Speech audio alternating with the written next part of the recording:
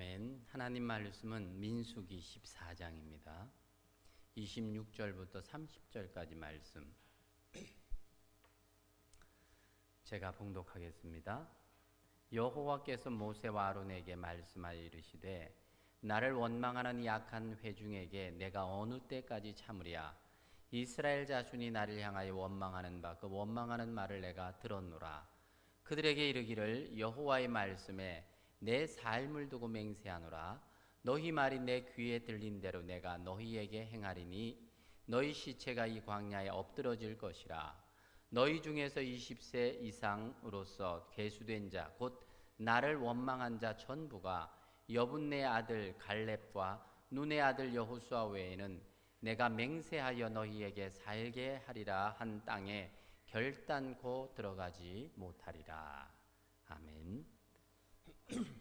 사랑의 하나님 아버지, 감사합니다. 주의 말씀을 받습니다.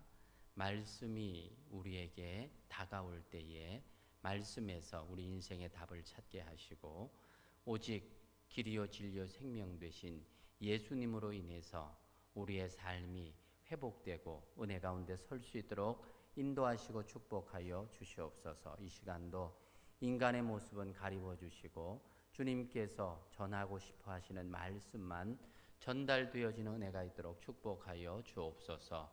감사합니다. 귀하신 예수님의 이름으로 기도합니다. 아멘. 이 시간 하나님 말씀을 함께 나눕니다.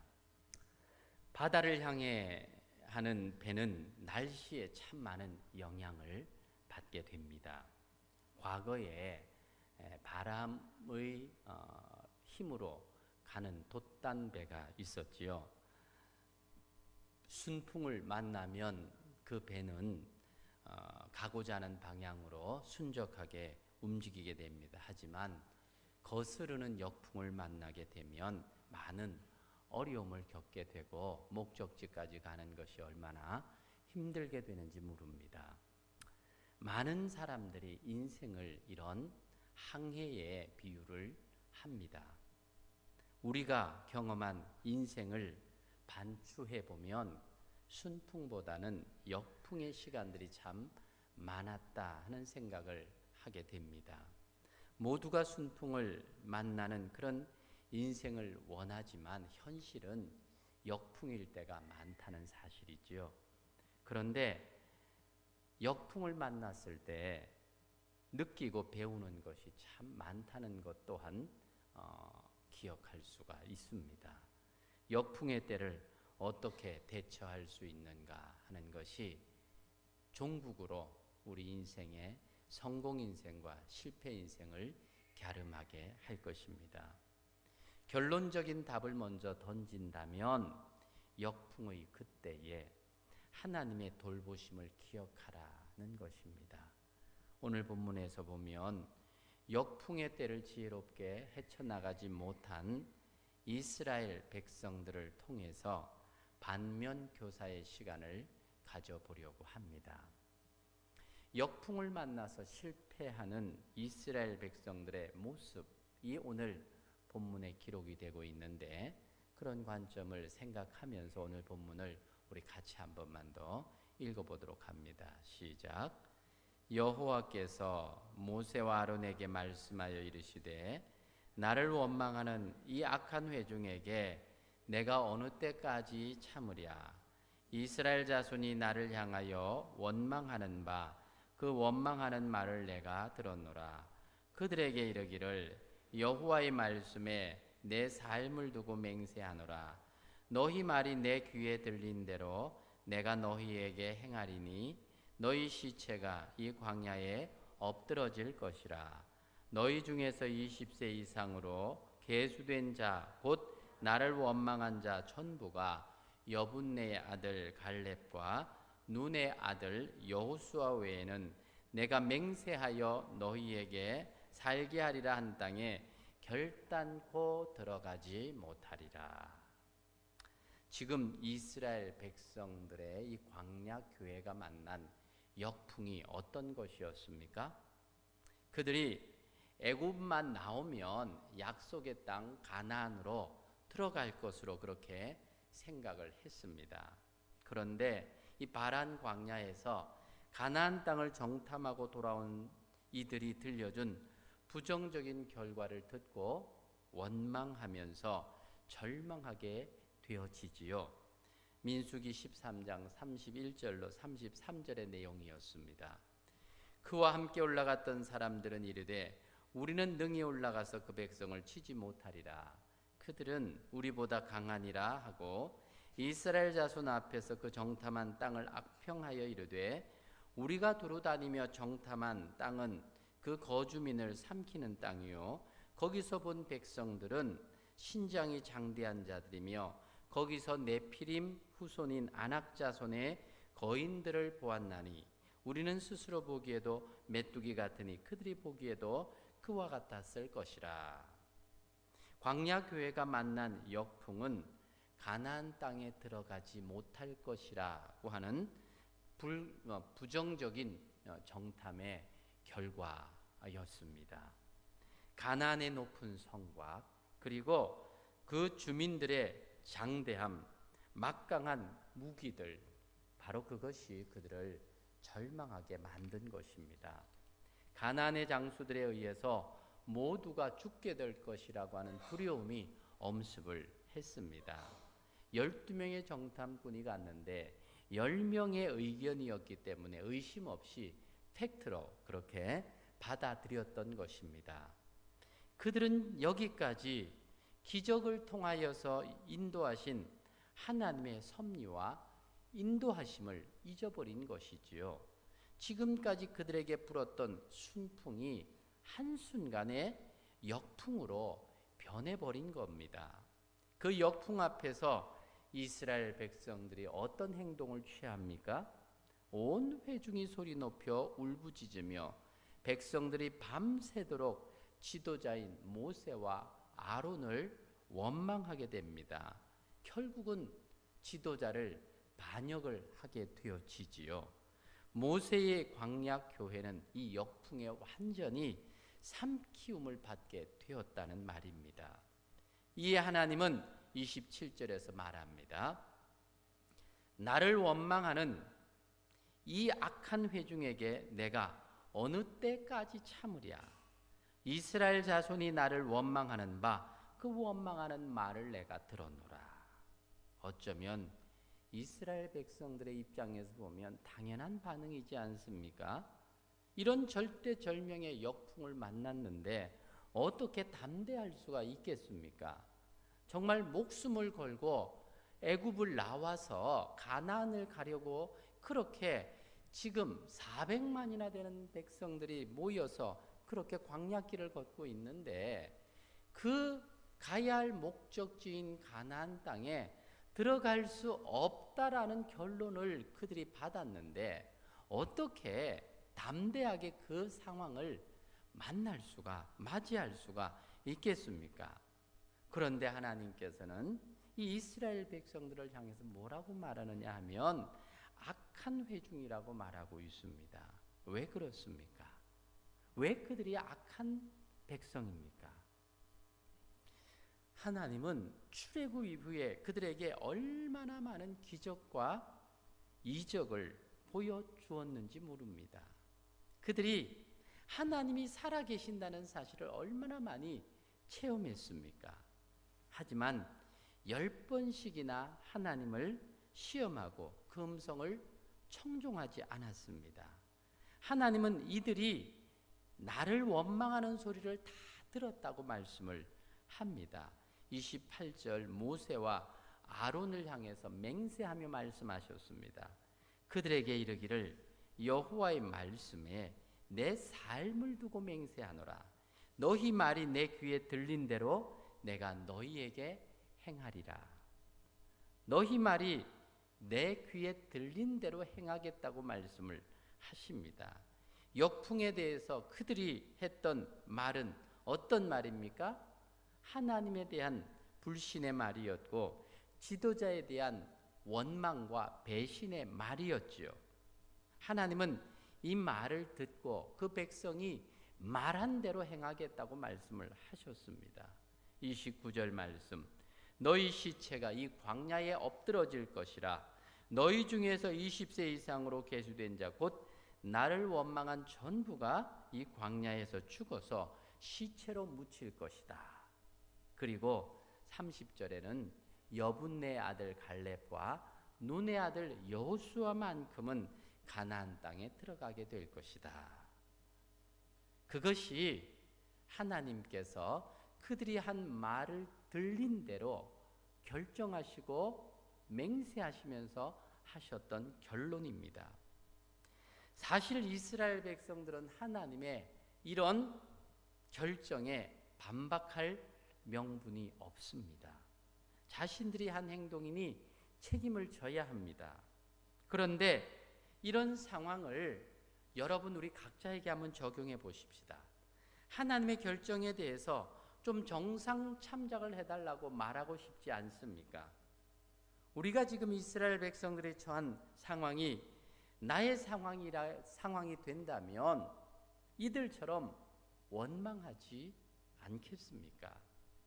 우리가 인생을 살면서 여건이 좋을 때는 웃고 행복할 수 있지만 환경에 역풍이 불어오면 원망하고 불평하는 것이 어쩌면 일상적인 우리들의 모습이지 않습니까?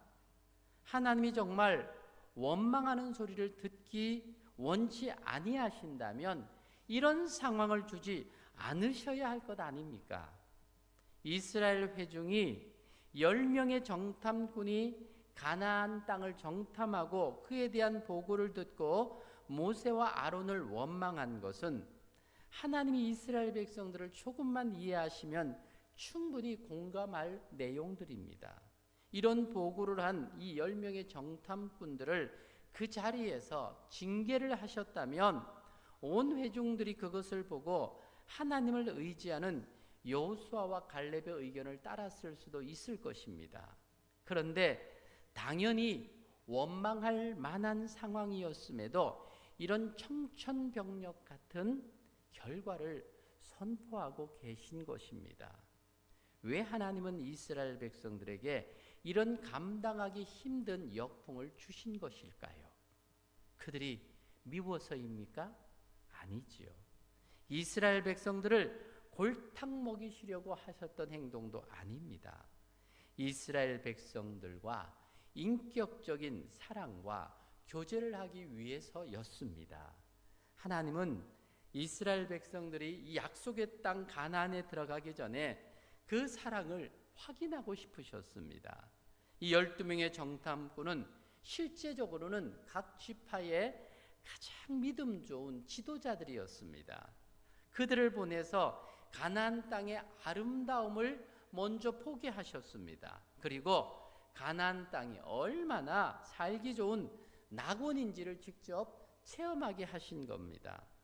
가나안이 젖과 꿀이 흐르는 땅으로 이미 조상들에게 익히 들어 알고 있는 약속의 땅이라는 사실을 이 대표자들에게 보여주셨습니다. 약속의 땅이라는 말이 무슨 말입니까? 이미 그들에게 주시마 약속한 땅이라는 의미입니다. 하나님이 주신다고 약속하셨으니까 그 땅은 의심할 여지 없는 그들의 땅입니다. 우리가 계약서에 도장을 찍고 그 계약서 안에 내 이름이 땅 주인으로 되어 있으면 그 땅이 누구도 말하지 못하는 법적으로 내 땅이 되는 것처럼 지금 하나님께서 이스라엘 백성들에게 하나님이 친히 도장을 찍어서 이 땅은 너희 것이다 라고 그렇게 이미 약속하신 땅입니다. 그러니까 이건 하늘법으로 따져본다면 의심할 여지 없는 그 백성들이 거해야 할 그들의 땅이라는 말입니다. 그런데 정탐꾼들은 그 땅에서 그 땅에 살고 있는 이미 거주하고 있는 거주민들을 본 것입니다. 그들이 정탐할 때 그곳에 아무도 살고 있지 않는 곳이었다면 하나님의 약속에 대해서 더 이상 의심할 여지가 없었을 것입니다. 그런데 그 땅에 살고 있는 거주민들은 건장하고 거인들로 높은 성곽과 신식 무기로 무장하고 있었습니다. 현실적 상황이 눈에 들어오니까 그렇게 살기 좋은 아름다운 땅이 거주민을 삼키는 땅으로 보였다는 것입니다. 땅만 볼 때는 그 땅을 약속의 땅으로 주신 하나님이 너무 고맙고 감사하고 사랑스러운데 그 땅 거주민을 보니까 그런 마음이 싹 가시고 원망과 불평이 터져 나오더라는 것입니다. 지금 이스라엘 백성들은 여기까지 그들을 인도하신 하나님이 얼마나 많이 기적적인 사건을 그들에게 보여주셨습니까? 어디 하나 그들의 힘으로 이룬 것이 하나도 없지 않습니까? 애굽의 바로 왕으로부터 벗어나서 출애굽 과정을 통해서 행한 일들을 보면 그들이 한 것이라고는 하나도 없습니다. 하나에서 10가지 다 하나님이 해주신 일들입니다. 10가지의 재앙들 다 초자연적인 일들이지 않습니까? 하나님이 손이 함께함으로 일어났던 일들이었습니다. 특히 홍해 바다가 갈라지고 육지처럼 그들이 건널 수 있었던 것은 두고두고 하나님의 특별한 섭리와 능력을 기억할 사건이지 않습니까? 역사 속에서도 전무후무한 기적적인 사건들입니다. 그런 모든 일을 행하신 하나님께서 지금 그들에게 이 적과 꿀이 흐르는 가나안 땅을 주시겠다고 약속을 하신 겁니다. 문제가 될 것이 아무것도 없지 않습니까? 뭐가 문제가 됩니까? 그 하나님을 신뢰하고 믿으며 감사하고 받기만 하면 자기 것들이 되는 겁니다. 그런데 지금 그들이 원망하고 두려워하는 것은 그들 스스로 자초한 불신 때문이었습니다. 지금 그들이 만난 이 역풍이라고 하는 것은 그들이 느끼는 인생의 역풍은 하나님이 그들에게 준 것이 아니라 스스로 만든 역풍입니다. 스스로 만든 역풍 때문에 하나님을 원망하고 있습니다. 언제 하나님께서 그들에게 그 땅의 거주민들이 이렇게 강하게 살 거니까 너희들이 들어가면 힘들 수도 있다고 말한 적이 있습니까? 언제 하나님께서 그들에게 부정적인 말을 한 적이 있습니까? 그 땅은 이미 약속된 땅이니까 너희들을 위해서 준비한 땅이라고 하나님 그렇게 약속을 하셨습니다.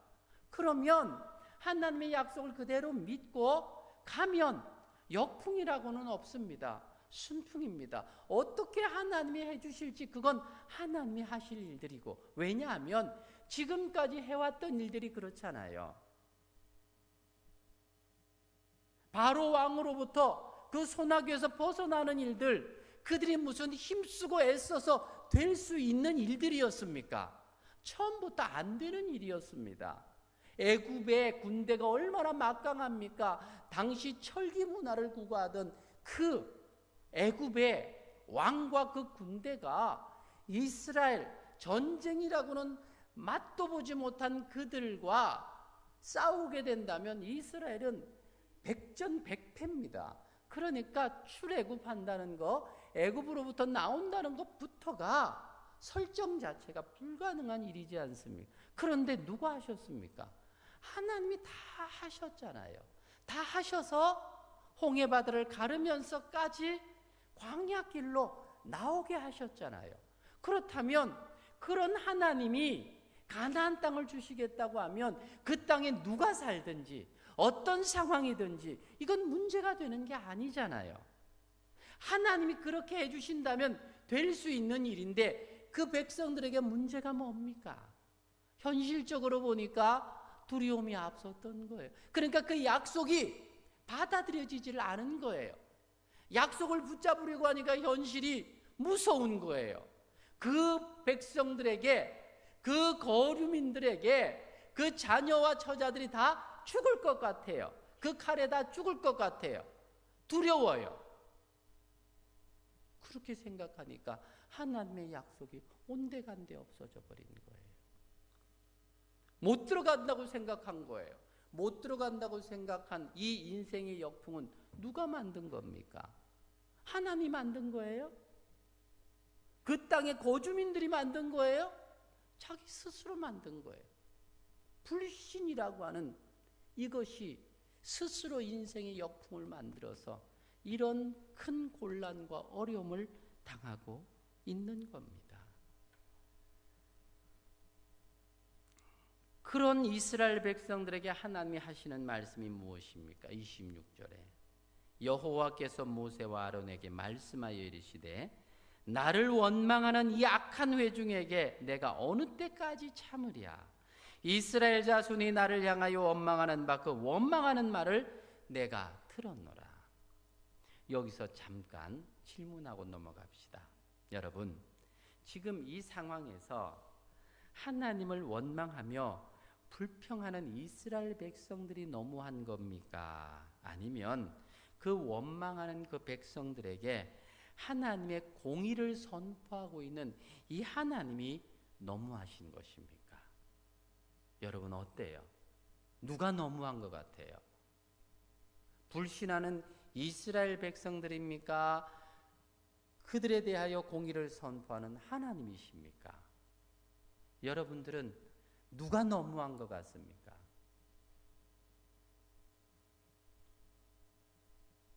하나님은 그 백성들에게 심판을 선포합니다. 28절 그들에게 이르기를 여호와의 말씀에 내 삶을 두고 맹세하노라. 너희 말이 내 귀에 들린 대로 내가 너희에게 행하리라.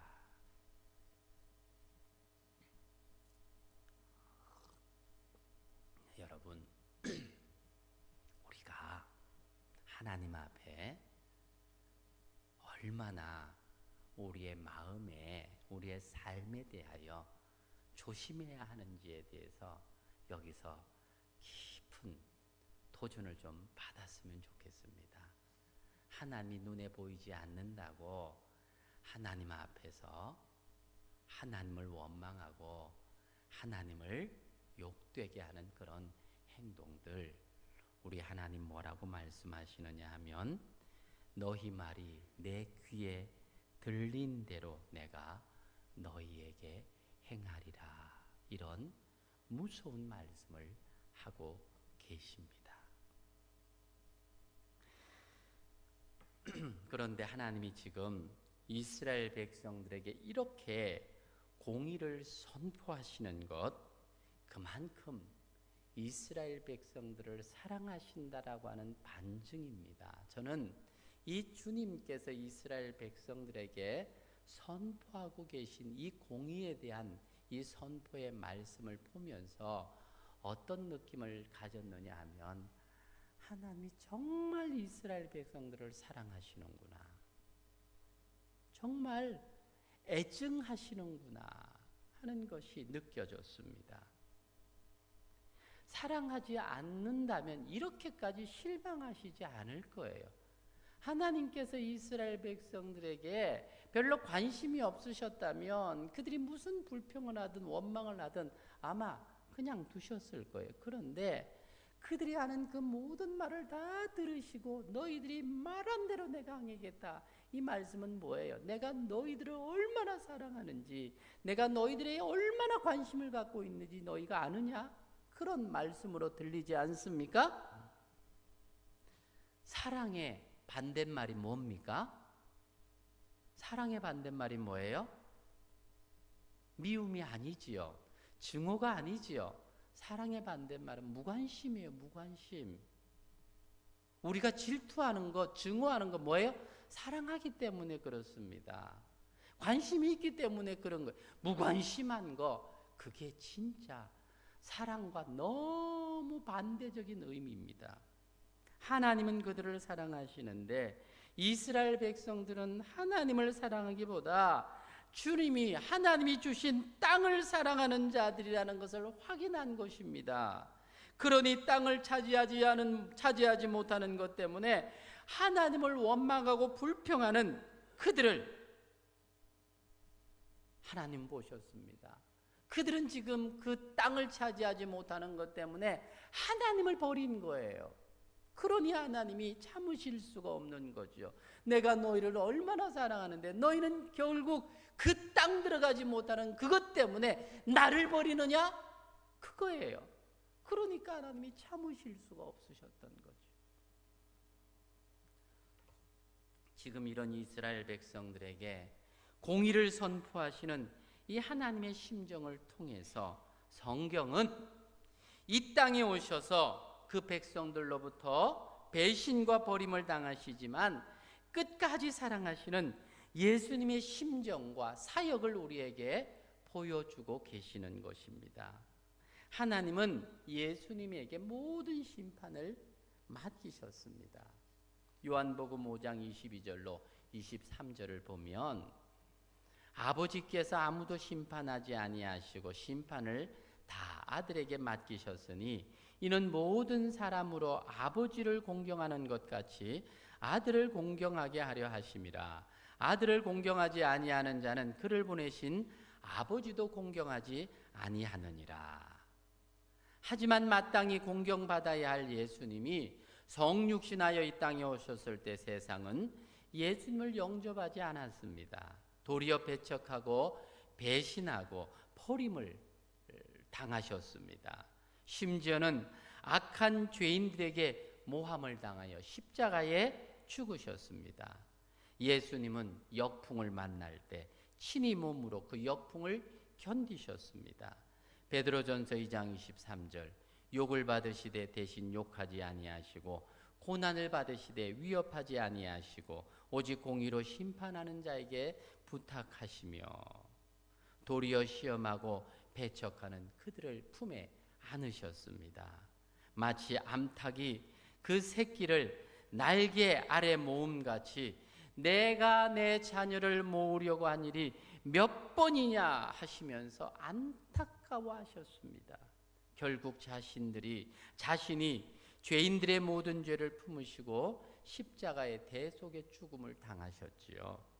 히브리서 4장 15절로 16절의 말씀입니다. 우리에게 있는 대제사장은 우리의 연약함을 동정하지 못하시리가 아니요 모든 일에 우리와 똑같이 시험을 받으시니로되 죄는 없으시니라. 그러므로 우리는 긍휼하심을 받고 때를 따라 돕는 은혜를 얻기 위하여 은혜의 보좌 앞에 담대히 나아갈 것이니라. 우리가 역풍을 만날 때 언제든지 도움의 손길을 뻗치시는 분이십니다. 우리가 만나는 인생의 역풍은 주님의 손을 잡는 축복의 기회로 만들어 주시는 것입니다. 성도들이 순풍만으로는 주님을 사랑하는 법을 배우지 못합니다. 인생의 역풍에서 진정으로 주님에 대한 참 사랑의 유무를 판가름할 수가 있습니다. 내가 잘되고 잘 나갈 때 내 가까이 있으면서 내게 잘해주는 사람이 진정한 친구가 아니라 내가 힘들고 어려움을 당했을 때 끝까지 곁에서 격려하고 힘이 되어주는 친구가 진정한 친구이듯 예수님은 우리에게서 주님의 사랑을 확인하시기 위해서 우리 인생에 역풍을 주시면서 우리의 손을 붙잡아 주심으로 당신이 우리의 참 좋은 친구라는 것을 보여주고 싶어 하십니다. 사랑하는 여러분, 건강의 역풍을 만나십니까? 사업의 역풍을 만나십니까? 인간관계의 역풍을 만나셨습니까? 이런 역풍 속에서 우리가 진정으로 주님을 사랑하는지, 주님을 믿고 의지하는지 주님은 확인하고 싶어 하십니다. 베드로전서 4장 13절 오직 너희가 그리스도의 고난에 참여하는 것으로 즐거워해라. 이는 그의 영광을 나타나실 때에 너희로 즐거워하고 기뻐하게 하려 함이라. 이처럼 우리가 진심으로 주님을 사랑한다면 우리가 인생의 역풍을 만날 때 더 주님을 신뢰하는 믿음의 사람이 되어야 하는 것입니다. 주님은 우리가 만나는 역풍을 몸소 대신 맞아주심으로 우리의 역풍을 순풍으로 바꾸어 주시는 분이십니다. 우리가 역풍 때문에 하나님을 원망하고 불평함으로 하나님의 공의의 심판을 받아야 하는데 예수님이 대신 공의의 심판을 받아주심으로 우리를 구원하셨습니다. 히브리서 2장 18절에 자기가 시험을 받아 고난을 당하셨은즉 시험 받는 자를 능히 도우시느니라 하셨습니다. 우리가 세상을 살아가는 동안 인생의 순풍보다 역풍을 만날 때가 더 많습니다. 우리가 아무리 노력하고 애써도 역풍은 옵니다. 하지만 우리가 만나는 역풍 결코 우리에게 나쁜 것만은 아닙니다. 순풍만으로는 결코 좋은 그리스도인으로 살아가기 힘듭니다. 역풍을 잘 견디고 이길 때 좋은 성도가 되는 것입니다. 오늘 모세와 아론은 백성들의 반역이라고 하는 인생의 역풍을 만났을 때에 백성들 앞에서 하나님 앞에 엎드립니다. 주님께 문제를 내려놓았습니다. 하나님이 친히 영광 중에 나타나셔서 그들의 문제를 풀어주셨지요. 성경에 나오는 많은 신앙의 사람들이 문제를 만날 때 공통적으로 하는 행동이 있습니다. 뭐지요? 하나님 앞에 나오는 것입니다. 그분께 자기의 문제를 내려놓는 것입니다. 히스기야를 보세요. 25살에 처음 왕이 되면서 나라가 우상 숭배로 도덕적으로 타락할 때 철저히 종교 개혁을 진두지휘했던 왕입니다. 과감하게 우상을 척결하고 그 백성들이 하나님께로 돌아오도록 선정을 베풀었습니다. 당시의 국제 정세는 아수르가 이스라엘의 주변 모든 나라들을 속국으로 만들고 남은 남유다를 침공해서 속국으로 만들려고 하는 시도를 하는 중이었습니다. 예루살렘,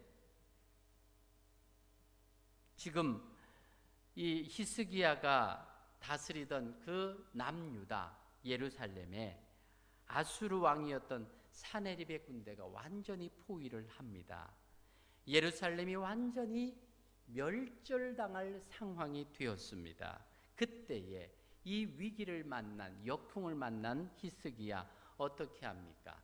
아수르 사네립이 보낸 이 항복 편지를 들고 성전에 올라가서 기도하지 않습니까?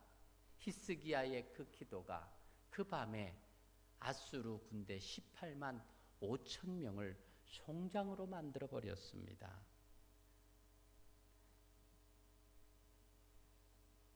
19장 35절에 보면 이 밤에 여호와의 사자가 나와서 아수르의 전에서 군사 18만 5천을 친지라 아침에 일찍 일어나 보니 다 송장이 되었더라.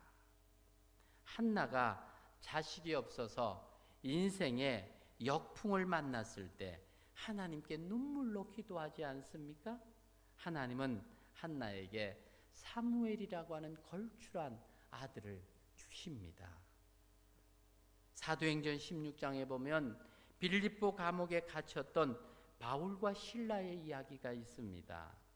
꽉 막힌 감옥에서 죽음을 기다리던 그들이 만난 인생의 역풍 앞에 그들이 할 수 있었던 것은 무엇입니까? 하나님 앞에 나아가 찬송하며 기도하는 일이었습니다. 그랬더니 옥문이 열리고 발에 묶였던 착고가 풀려지는 역사가 나타나지 않습니까? 감옥이 막다른 인생의 골목이 아니라 기도의 자리였습니다. 우리의 역풍을 뚫는 힘이 바로 여기에 있습니다. 사랑하는 여러분, 그리스도인에게는 문제가 있는 것이 아니라 기도 제목이 있을 따름입니다.